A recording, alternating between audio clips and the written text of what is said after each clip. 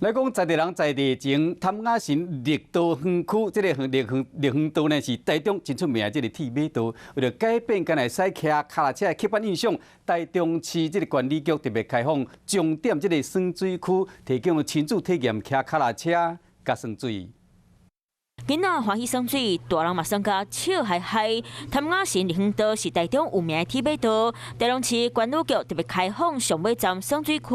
提供予民众来这骑铁马兼体验耍水。玩水是很多大小朋友的乐趣之一哦，所以我们提升了相关的一个优质，特别是在旁边我们有相关的驿站，让大家淋湿了当高高不要紧哈，这边有更衣室。耍水区内底除了喷水设备，今年佫新增加磅空喷泉、火山喷泉，佮水质过滤的设备，并佮有大型室民众换衫、洗灯的浴巾啊，让大家方便佮舒适。假日的时候可以过来这边走一走，这样。管理局讲，潭雅神绿园道耍水的所在会开放到10月底，欢迎民众会当规家伙啊少少的安排时间来这骑铁马耍水。